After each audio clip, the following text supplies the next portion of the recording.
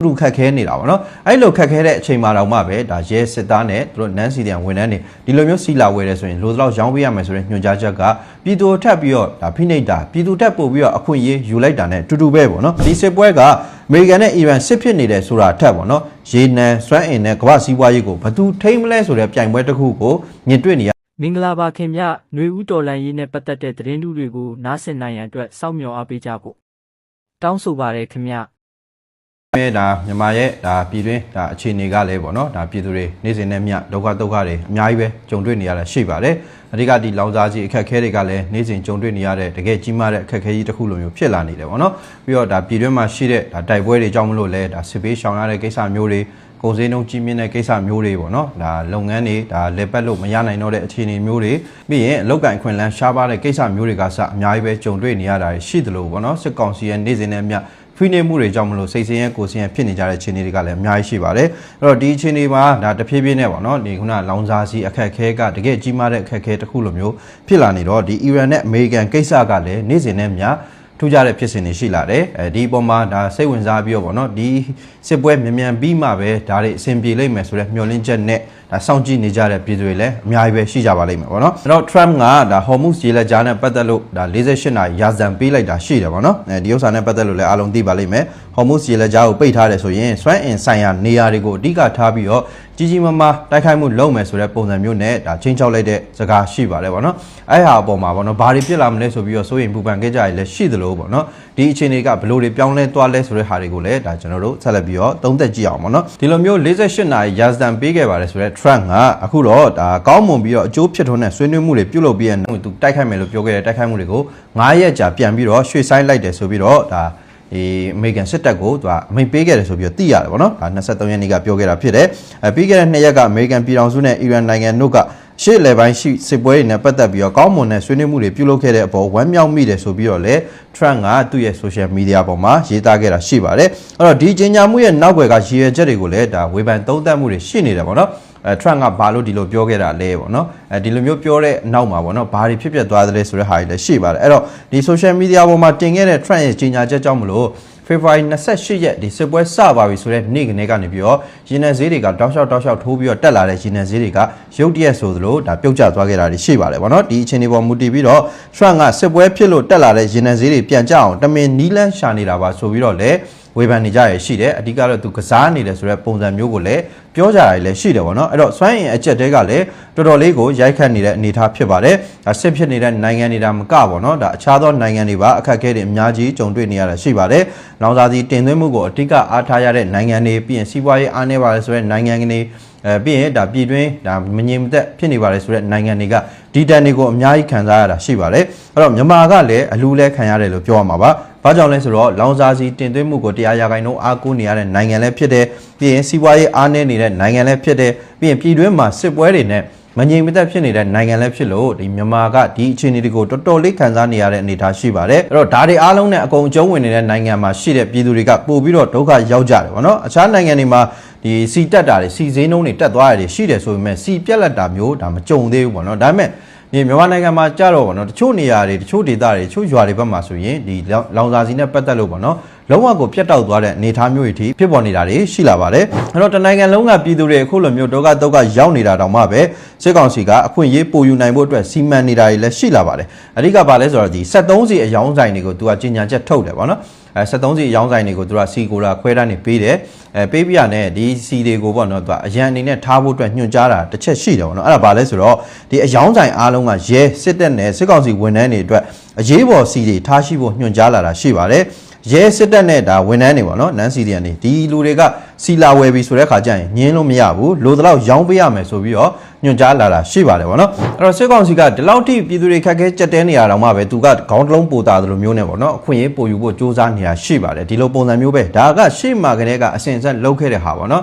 သူတို့ကပဲနိုင်ငံကြီးကိုကယ်တင်နေသလိုကာကွယ်နေသလိုသူတို့ဒါကြောင့်မလို့ပဲအခွင့်အရေးတွေပို့ပြီးတော့ရတဲ့နေဆိုတဲ့ပုံစံမျိုးသူကအမြဲတမ်းမှာအဲ့လိုသတ်မှတ်ထားတာဒါကြောင့်မလို့အခုဒါအကုန်လုံးအတူတူခက်ခဲနေတာပေါ့နော်အဲ့လိုခက်ခဲတဲ့အချိန်မှာတော့မှပဲဒါရဲစစ်သားနဲ့သူတို့နန်းစီတန်ဝန်ထမ်းတွေဒီလိုမျိုးစီလာဝယ်တယ်ဆိုရင်လိုသလောက်ရောင်းပေးရမယ်ဆိုတဲ့ညွှန်ကြားချက်ကပြည်သူထပ်ပြီးတော့ဒါဖိနှိပ်တာပြည်သူတက်ပို့ပြီးတော့အခွင့်အရေးယူလိုက်တာနဲ့တူတူပဲပေါ့နော်အဲ့တော့ဒီညွှန်ကြားချက်ကြောင့်မလို့ဒါပြည်သူတွေကနောက်ဆိုရင်ဒါ တပတ်မှာတစ်ကြိမ်ဒါမှမဟုတ်လည်း2ကြိမ်ပေါ့နော်ဒီလိုပုံစံမျိုးနဲ့ပဲစီဝယ်ခွင့်ရမယ်ဒါတော့မှပဲ engine power အလိုက်ဒါစီဝယ်ယူခွင့်ပြုမယ်ဆိုပြီးတော့ထုတ်ပြန်လာတာရှိပါတယ်အဲ့တော့စီဝယ်ယူခွင့်ပမာဏကိုသတ်မှတ်ပေးမဲ့အပြင်ဒါပြည်သူတွေအနေနဲ့ဒါမရောက်လိုက်ရဲ့ဒါနောက်ထပ်စနစ်တစ်ခုပေါ့နော်ဒီစနစ်ကြောင့်မလို့တပတ်မှာအများဆုံးစီဝယ်ယူနိုင်ခွင့်ကတစ်ခါဒါမှမဟုတ်2ခါပေါ့နော်အများဆုံးမှာ2ကြိမ်လောက်ပဲဒါဝယ်ယူခွင့်ရမယ့်အနေအထားတွေဖြစ်လာပါပြီအဲ့တော့ဒါကမြန်မာပြည်သူတွေအတွက်စစ်ကောင်စီနောက်ထပ်သတ်မှတ်လိုက်တဲ့စနစ်တစ်ခုဖြစ်ပါတယ်အရှင်းမှလည်းတည့်တဲ့အတိုင်းပဲဒီအခြေအနေတွေဖြစ်လာပြီဆိုတဲ့အချိန်မှာသူတို့စနစ်တွေတစ်ခုပြီးတစ်ခုပေါ့နော်ဒါတီထွင်နေတာတွေရှိတယ်ဒီ QR code နဲ့စီဝယ်ရမယ်ဆိုတဲ့ဟာမျိုးပေါ့နော်အဲ့လိုမျိုး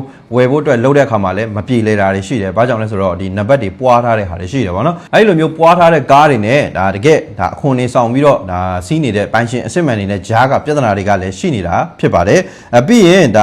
ါဒီစုံမစနစ်နဲ့ပေါ့နော်ရင်မောင်းကန့်တက်လိုက်တဲ့ဟာပေါ့နော်ဒီဥစ္စာကလည်းတော်တော်လေးခက်ခဲနေတဲ့အနေအထားဘာကြောင့်လဲဆိုတော့ငွေညစ်ခံရတဲ့ဟာတွေကပိုများနေတာပေါ့နော်စစ်ကောင်စီဘက်ကဒီလိုမျိုးထုတ်ပြန်လိုက်ပြီးတဲ့နောက်ပိုင်းမှာသူရဲ့ရင်ဒိန်းတွေကပေါ့နော်ငတော်ပီကယ်တွေကဒါမနဲ့ဆိုရင်လမ်းပေါ်မှာတက်ပြီးတော့ဒီအတွက်အပြစ်မရှိတာကိုအပြစ်ရှာပြီးတော့လုံးဝပေါ့နော်ဒုက္ခရောက်အောင်ပတ်စံငွေညစ်နေတာမျိုးရှိပါတယ်ချို့ဆိုရင်ပြောကြခီးသွားရင်ဘယ်လိုလုပ်မှာလဲပေါ့နော်ခီးကတရက်ထဲနဲ့မရောက်တဲ့နေရာရှိတယ်ပေါ့နော်အဲ့တော့စုံနဲ့ဒါခီးသွားလိုက်တယ်စုံကားနံပါတ်ကခီးသွားလိုက်တယ်မရက်ကြရင်လမ်းမှာရက်ပြီးတော့အဲ့ရမှာလားဆိုတော့မေးတဲ့ပုံစံမျိုးတွေလည်းရှိနေတာဖြစ်ပါတယ်အဲ့တော့အများကြီးပဲအကြက်တဲတွေကြုံနေရတာရှိပါတယ်ပြီးတော့ဒီစီမောင်ကိုဈေးကွက်တွေလည်းပို့ပြီးတော့များလာတယ်ပေါ့နော်ဒါတွေကဒါကျွန်တော်ရှေ့မှာတော့ပြောခဲ့ပြီးသားပေါ့နော်ဘာကြောင့်လဲဆိုတော့ဒီအခြေအနေတွေဖြစ်လာပြီဆိုရင်ဒီလိုမျိုးအခက်အခဲတွေရှိလာလိမ့်မယ်ဒီလိုမျိုးအခက်အခဲရှိလာပြီဆိုရင်ကိုကျိုးရှာတဲ့ဟာတွေကလည်းဖြစ်လာလိမ့်မယ်ဆိုတဲ့ဟာကတော့တော်တော်များများသုံးသပ်ထားပြီးသားဖြစ်ပါတယ်ပေါ့နော်ပြီးတော့ဒီအရှိလိုက်ပိုင်းစစ်ပွဲကဘယ်လောက်ထိရှိကြအောင်မလဲဘလို့အနေထားထိဆက်သွားမလဲဆိုတဲ့ဟာကိုလည်းဒါမပြောနိုင်သေးဘူးပေါ့နော်ဒီစစ်ပွဲက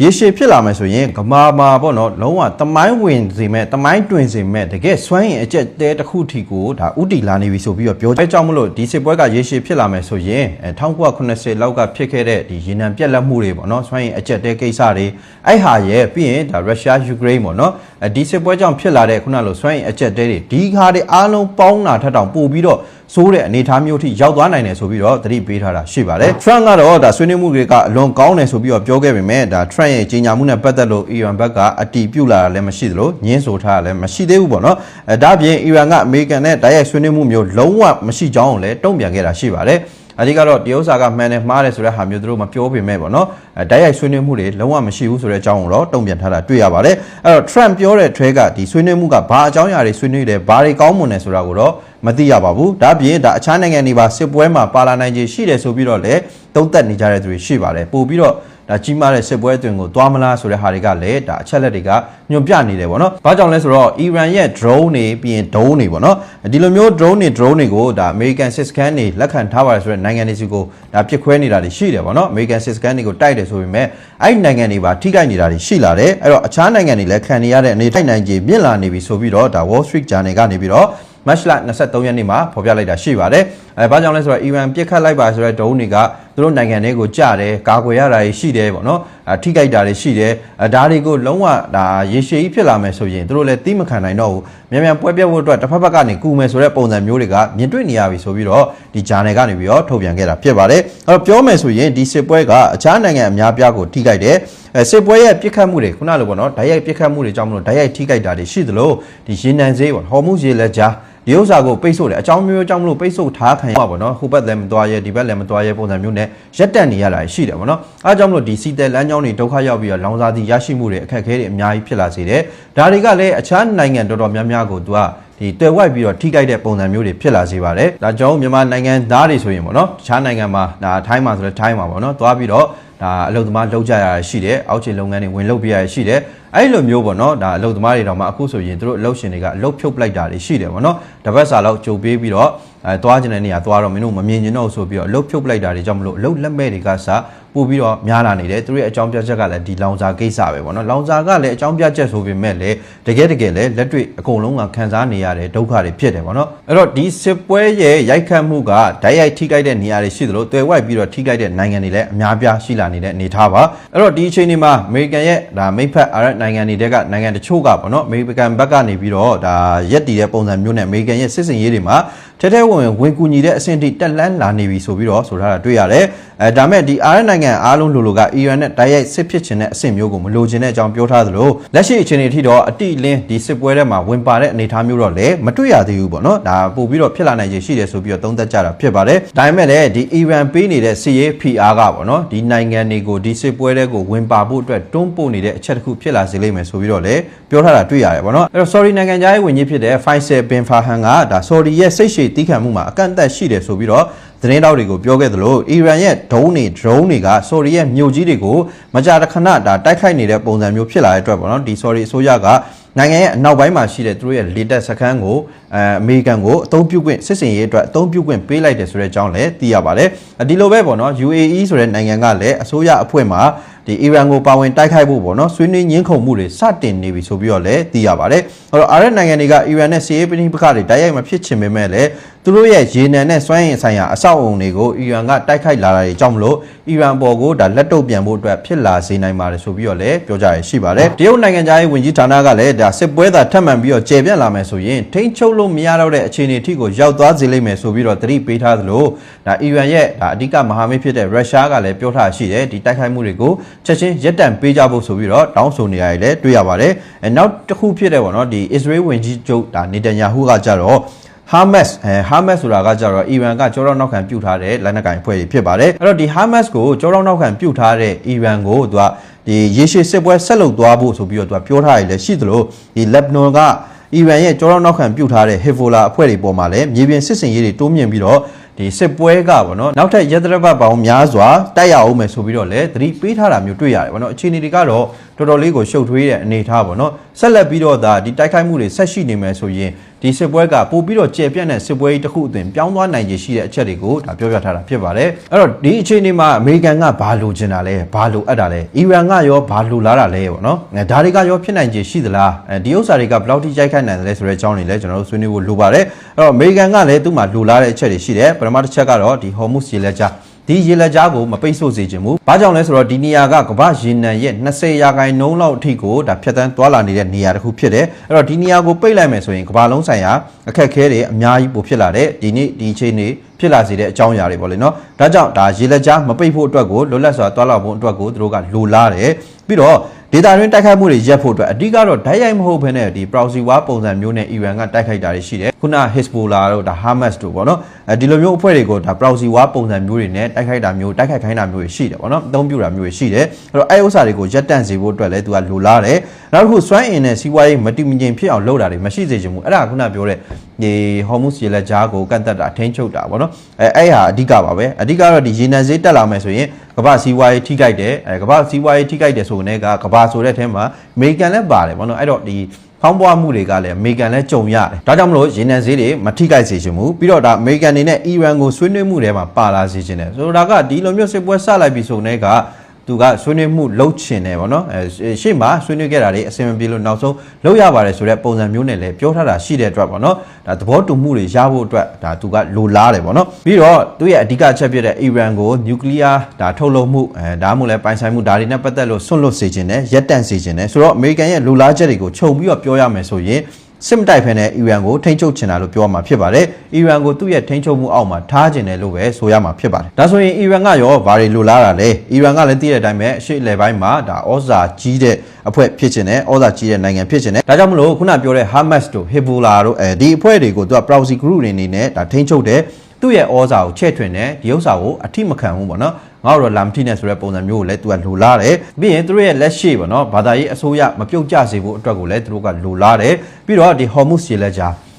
လက်ကြားကဒီစစ်ပွဲဖြစ်လာပြီဆိုတဲ့အချိန်မှာသူ့အတွက်အရန်ကောင်းမွန်တဲ့လက်နက်တစ်ခုဖြစ်လာစေတယ်ဒီနေရာကိုနှီးမျိုးစုံနဲ့ပိတ်ဆို့ထားနိုင်တယ်ဆိုတာကအီရန်အတွက်တော့လက်နက်မဟုတ်တဲ့အဓိကလက်နက်တစ်ခုဒါဖြစ်တယ်ပေါ့နော်ဒါကြောင့်မလို့ဒီအခွင့်အရေးကိုသူကလက်မလွတ်ချင်ဘူးဆိုတော့ဒီစစ်ပွဲကအမေရိကန်နဲ့အီရန်စစ်ဖြစ်နေတယ်ဆိုတာထက်ပေါ့နော်ရေနံစွမ်းအင်နဲ့ကမ္ဘာစီးပွားရေးကိုဘယ်သူထိမ့်မလဲဆိုတဲ့ပြိုင်ပွဲတစ်ခုကိုမြင်တွေ့နေရတယ်လို့ပဲဖြစ်ပါတယ်ပြောမယ်ဆိုရင်စစ်ပွဲကိုဒါနှစ်ဖက်လုံးကရက်ချင်နေကြပြီအီရန်ရောအမေရိကန်မှာစစ်ပွဲအတွက်အတော်လေးလုံးပန်းနေရတာရှိပါတယ်နိုင်ငံတွေတော်တော်များများလည်းထိခိုက်နေတာရှိပါတယ်ဒီလိုမျိုးထိခိုက်လာပြီဆိုတာနဲ့မင်းတို့စစ်ပွဲတွေရက်ကြတော့ဆိုပြီးအကုန်လုံးကဝိုင်းပြောကြတဲ့တန်ကိုသူတို့လည်းခံစားရတာဖြစ်ပါတယ်ပေါ့နော်အဲ့တော့ဂျားတွေကနိုင်ငံတော်တော်များများကလည်းဒီမျိုးစုံနဲ့အထိနာနေပြီဖြစ်တဲ့အတွက်ဒီစစ်ပွဲကိုရက်တန့်စေချင်တယ်သူတို့ကိုယ်တိုင်ကလည်းရက်ချင်နေကြပြီဒါပေမဲ့ပြဿနာတစ်ခုကဘာလဲဆိုတော့အမေရိကန်ရောအီရန်ကပါဒီစစ်ပွဲရက်သွားပြီဆိုတဲ့အချိန်မှာက ငါတို့နိုင်တယ်ငါတို့အသာရတယ်ဆိုတဲ့ဟာမျိုးကိုသူတို့လိုချင်တာဖြစ်ပါတယ်ဗောနော်အဓိကဂုံတိတ်ခါဗောနော်ဒီဟာနဲ့ပတ်သက်လို့လိုချင်တာဖြစ်တဲ့အတွက်အကုန်လုံးကဒါမလျှော့တဲ့ပုံစံမျိုးနေနဲ့လှုပ်ဆောင်နေကြတာရှိတယ်ဒါကြောင့်မလို့တစ်ဖက်နဲ့တစ်ဖက်ထုတ်ပြန်မှုတွေတုံ့ပြန်မှုတွေဗောနော်အလင်းမြန်လှုပ်ဆောင်နေတာတွေကိုအားလုံးတွေ့မြင်ရမှာဖြစ်ပါတယ်တစ်ဖက်ဘက်ကဒါနဲ့ပတ်သက်လို့ပြောလိုက်ပြီးဟေးဆိုရင်ဟာမဟုတ်ဘူးငါတို့ကအဲ့လိုမဟုတ်ဘူးဆိုတဲ့ပုံစံမျိုးချက်ချင်းပြန်ပြီးတော့တုံ့ပြန်တဲ့ဟာတွေကမြန်ဆန်လွန်းတာတွေတွေ့ရမှာပါအဲ့တော့ဘယ်ဘက်ကဖြေလျှော့မလဲဆိုတဲ့ဟာကိုတော့မသိနိုင်သေးဘူးဒီလိုမျိုးတစ်ဖက်ဘက်ကဖြေလျှော့ဖို့အတွက်ကိုတခြားတစ်ဖက်ကလည်းဒါဖိအားပေးမှာဖြစ်တယ်ဖိအားပေးဖို့အတွက်ကလည်းဒီစစ်ရေးကိုတစ်ဆင့်မြင့်တဲ့ပုံစံမျိုးနဲ့ဘယ်ဟာတွေတိုက်ပြမယ်ဟိုဟာတွေတိုက်မယ်ဒီဟာတွေတိုက်ပြမယ်မင်းတို့ဘာလုပ်ပြမယ်ဆိုတဲ့ဖိအားမျိုးတွေကိုတစ်ဆင့်တက်လာမှပဲဖြေလျှော့မှုတွေကရှိလာမှာဖြစ်တယ်ဗောနော်အဲ့တော့ဒါကလည်းစိုးရင်စရာအချက်တစ်ခုဖြစ်ပါတယ်လက်ရှိအနေထားအရဒါနှစ်ဖက်အပြန်အလှန်ဖိအားပေးမှုတွေကတစ်ဖက်နဲ့တစ်ဖက်ဒါလျှော့လာဖို့အတွက်ဗောနော်လုံလောက်ပြီလားဗောနော်ဒီထက်ပိုပြီးတော့မြင့်တက်လာနိုင်ရရှိသလားဒါတွေကလည်းစဉ်းစားချက်ဖြစ်ပါတယ်ဒီလိုဖြေလျှော့မှုတွေရှိလာဖို့အတွက်ကတော့အားလုံးကလိုလားနေတယ်စစ်ပွဲပဲချိန်ပြီးမလဲဘလို့ပြီးမလဲဆိုတာတွေမသိနိုင်ပေမဲ့ဒီအခြေအနေတိုင်းသာဆက်သွားမယ်ဆိုရင်ကျွန်တော်မြန်မာပြည်သူတွေလည်းဒါအခက်အခဲတွေဆက်ပြီးတော့ကြုံတွေ့နေအောင်မှာဖြစ်ပါတယ်အဲ့တော့စီဈေးတွေဇက်တိုက်တက်လာမယ်ခုနကျွန်တော်ပြောတဲ့တခြားနိုင်ငံမှာလှုပ်သွားလို့ရပါတယ်ဆိုတော့ဒါပြည်သူတွေပေါ့နော်ဒုက္ခရောက်နေကြတယ်ရှိလာတယ်